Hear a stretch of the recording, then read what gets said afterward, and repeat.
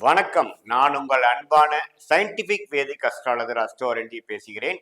நல்லது நினைப்போம், நல்லதே நடக்கும். தொடர்ந்து நம்மளுடைய சேனல்ல வரக்கூடிய சயின்டிபிக் வேதிக் அஸ்ட்ராலஜி, அதாவது அறிவியல் சார்ந்த இந்திய வேத ஜோதிட கருத்துக்கள் நீங்க பார்த்து கொண்டு இருப்பீங்க நம்புறேன். எந்த விதத்திலும் மூட நம்பிக்கைகளை போகாமல் உள்ளது உள்ளவாறு எதையும் மிகைப்படுத்தாமல் பார்த்து கொண்டிருக்கிறோம். கர்மா, நம்ம போன ஜென்மத்தில் செய்த பாவ புண்ணிய கர்மா நம்மளுடைய இந்த வாழ்க்கையில் எப்படி ஒரு வாழ்க்கை சம்பவங்களை நிர்ணயிக்குது, அது உங்களுடைய ஜாதகம் எப்படி இருக்கக்கூடிய கிரகத்தின் அமைப்பு பொறுத்து நம்மளுடைய கர்மா செயல்படுகிறது. அதுல கோச்சாரம் என்று சொல்லப்படுகிற குரு பெயர்ச்சி, ராகு கேது பெயர்ச்சி, சனி பெயர்ச்சி எத்தகைய ஒரு தாக்கத்தையும் உங்கள் வாழ்க்கையில நடக்கக்கூடிய டைம்லைன்ஸ், வாழ்க்கை சம்பவங்கள் எந்த நேரத்தில் எது நடக்கும் அப்படிங்கிற விஷயத்தை கண்ட்ரோல் செய்யுதுங்கிறது நம்ம கொஞ்சம் டீட்டெயில்டா பார்த்து கொண்டிருக்கிறோம். அந்த அடிப்படையில் இந்த வீடியோவில் நம்ம என்ன பார்க்குறோம்னு பார்த்தீங்கன்னா,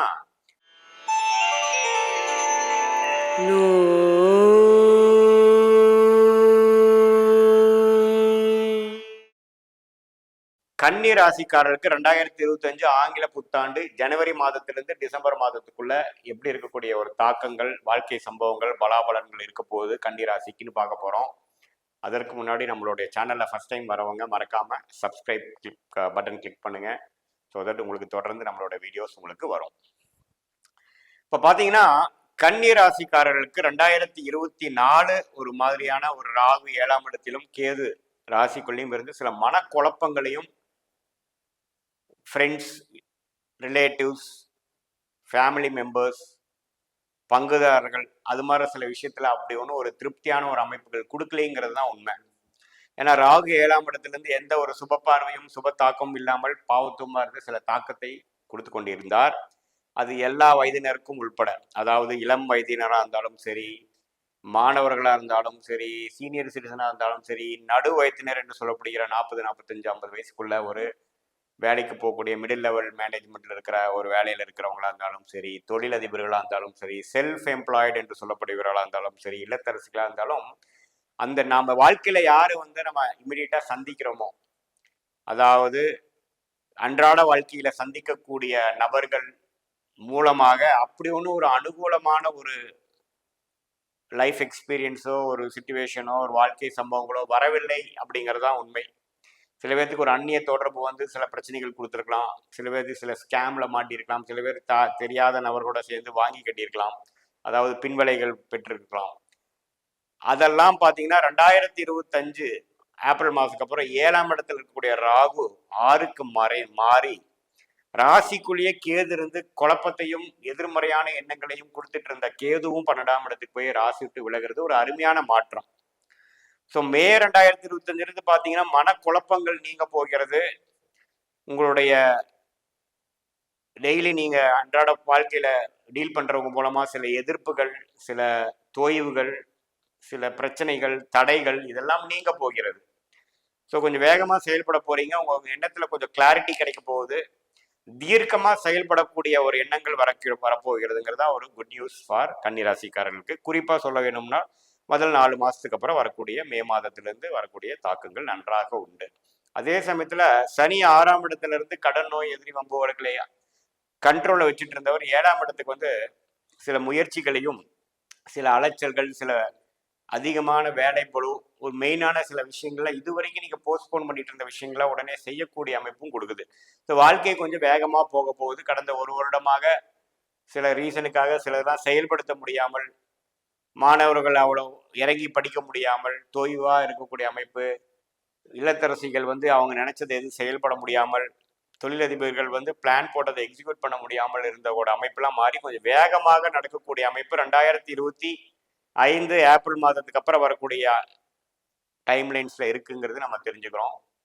ராகு 6ஆம் இடத்துக்கு குரு பார்வை பெறுவது பார்த்தீங்கன்னா நல்ல ஒரு லோன் மூலமாக ஜெயிப்பது, ஒரு அபிவிருத்தி பண்றது, ஃபண்டிங் எதிர்பார்க்கிறவங்களுக்கு கிடைக்குது, வெளிநாடு வாய்ப்புகள் எதிர்பார்க்கிறவங்களுக்கு கிடைக்கிறது. அது மாதிரி ஒரு நல்ல விஷயங்கள், அந்நியர் மூலமாக சில பெனிஃபிட்ஸ், சோசியல் மீடியா மூலமாக பெனிஃபிட்ஸ், ஸ்டாக் மார்க்கெட் அது மாதிரி விஷயத்துல இருக்கிறவங்களுக்கு பெனிஃபிட்ஸ் எல்லாம் கொடுக்கக்கூடிய அமைப்பு இருக்கு. அதே சமயத்துல குரு ராசியை 9ஆம் இடத்திலிருந்து பார்ப்பது 10ஆம் இடத்துக்கு மாறுவதும் தப்பில்லை. 2ஆம் இடத்தை பார்க்கிறார், 4ஆம் இடத்தை பார்க்கிறார், 6ஆம் இடத்தை பார்க்கிறார். ஸோ இடம் சார்ந்த விஷயத்துல நல்ல ஒரு முன்னேற்றம். 4ஆம் வீட்டு ஆகிய தனுசையே குரு பார்ப்பது பார்த்தீங்கன்னா தாயார், இடம், வண்டி, வீடு, பூமி, இம்மூவபிள் அண்ட் மூவபிள் அசட் என்று சொல்லப்படுகிற விஷயத்துல ஒரு நல்ல முன்னேற்றமும் வேகமாக சில விஷயங்கள் நடந்து ஜாதகருக்கு முன்னேற்றத்தை கொடுக்கக்கூடிய அமைப்பு இருக்கு. இது மாதிரி ரீதியான தொழில் பண்ணிட்டு இருக்கிறவங்களுக்குலாம் நம்ம ஒரு முன்னேற்றம் உண்டு. ஸோ எப்படி பார்த்தாலும் ஏப்ரலுக்கு அப்புறம் வரக்கூடிய அந்த 8 மாதங்கள் வந்து ஒரு நல்ல தாக்கத்தை கொடுக்குதுங்க. கடந்த ஒரு வருடமாக எல்லாமே கொஞ்சம் ஸ்லோவாக போகுது. நம்ம முயற்சி எடுத்தாலும் கைக்கு வந்தது வாய்க்கு வரவில்லை என்று நம்ம மன உளைச்சலும் இறுக்கமான ஒரு சூழ்நிலையும் உள்ள கன்னி ராசிக்காரர்களுக்கு நல்ல ஒரு தீர்வு. ராகு கேது ராசியிலிருந்து விலகுவதும் 7ஆம் இடத்திலிருந்து விலகுவதும் ஒரு அருமையான விஷயம்.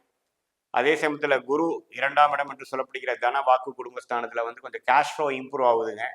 அடுத்த லெவல் நம்ம வாழ்க்கையில போகக்கூடிய அமைப்பு, எல்லா வயதினருக்கும் கொடுக்கக்கூடிய அமைப்புகள் வந்து கன்னி ராசிக்கு இருக்கு.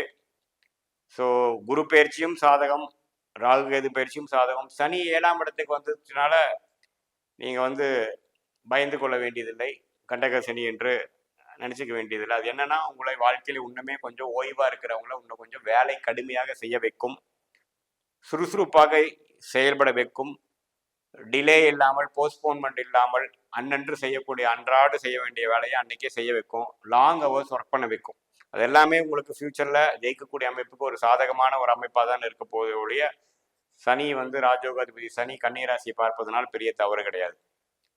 சரி, எப்படி பார்த்து போனாலும் 24ல் நீங்கள் போட்ட திட்டங்கள்லாம் 25ல் ஜெயிக்கக்கூடிய அமைப்பு. குறிப்பாக லாஸ்ட் 8 மந்த்ஸில் நீங்கள் கண்கூட பார்க்கக்கூடிய அமைப்பு.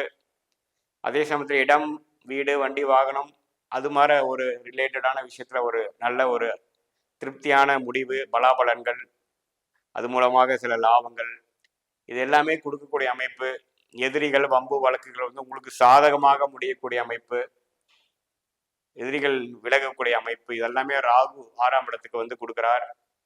ஸோ ஜென்ரலி ஸ்பீக்கிங் பார்த்தீங்கன்னா கன்னி ராசிக்கு ஒரு அருமையான ஒரு 2025, அதாவது 24 கம்பேர் பண்ணுறப்போ 25ல் முதல் 4 மாதம் கம்பேர் பண்ணுறப்போ மே மாதத்திலிருந்து நல்ல மாற்றத்தை கொடுக்கும். என்னதான் குரு ராசியை பார்க்கலினாலும் கம்ஃபர்ட் ஜோன்லேருந்து வெளியில் வந்து முன்னேறதுக்கு என்ன வழியோ பார்க்கக்கூடிய ஒரு அமைப்பு கொடுக்கறது எப்பவுமே நல்லது தான். கம்ஃபர்ட் ஜோன்லேருந்து வெளியில் வருவீங்க. மேலே உட்காந்துட்டு காலை மட்டும் நினச்சிட்டு இருக்கிறவங்க உள்ளே குதிச்சு வாழ்க்கைங்கிற ஒரு ஒரு ஆற்றில் ஜெயிப்பதற்கு என்கிற எதிர்நீச்சல் போட அமைச்சிருவீங்க. அது மூலமாக அடுத்த 2026, 27 நீங்கள் லாபம் பெறக்கூடிய 11ஆம் இடத்துக்கு குரு போகக்கூடிய அமைப்புக்கு தேவையான ஃபவுண்டேஷன் ஒர்க் செய்யக்கூடிய அமைப்பு 2025 ஏப்ரல் மாதத்துக்கு மேலே கண்டிப்பாக கன்னி ராசிக்காரர்களுக்கு கண்டிப்பாக உண்டு. ஸோ புதனின் நிலையும் பார்த்தீங்கன்னா மாதத்தோறும் மாறிட்டு இருக்கக்கூடிய நிலைமையை பொறுத்தும் கொஞ்சம் பலாபலன்கள் வந்து மாதம் மாதம் மாறும். இது வந்து பார்த்தீங்கன்னா ஒரு பொதுவான பலன்களே தவிர உங்களுடைய ஜென்ம ஜாதகத்தில் நீங்கள் எத்தகைய ஒரு நட்சத்திரத்தில் பிறந்திருக்கீங்க, அந்த நட்சத்திரம் மூலமாக என்ன தசாபுக்திகள் இப்போ போயிட்டு இருக்கு, அந்த தசாநாதன் வந்து கோச்சாரத்தில் எப்படி இருக்கார், புத்திநாதன் எப்படி இருக்கார் வச்சு இன்னுமே உங்களுடைய வாழ்க்கையில் அவருடைய present, immediate future, long term future எப்படி இருக்க போகுது, எந்த விஷயம் எப்படி நடக்குங்கிறது நம்ம உங்கள் ஜென்ம ஜாதகத்தையோட ஒப்பிட்டு கோச்சாரத்தையும் உள்ள கொண்டு வந்து துல்லியமாக சொல்ல முடியும் என்பதை நீங்கள் புரிந்து கொள்ள வேண்டும். இது வந்து ஒரு பொதுவான பலன்களே தவிர இது மூலமாக உங்களோட ஜாதகத்தை வச்சு இப்போ கோச்சாரத்தை வச்சு சேர்த்து பார்க்கும் பொழுதுதான் அருமையான பலன்களும் துல்லியமான பலன்களும் கிளாரிட்டி கொடுக்கக்கூடிய அமைப்பு நமக்கு கொடுக்க முடியும் என்று நீங்கள் தெரிஞ்சுக்கணும். மீண்டும் மற்றொரு காணொலியில் சந்திப்போம். நன்றி, வணக்கம்.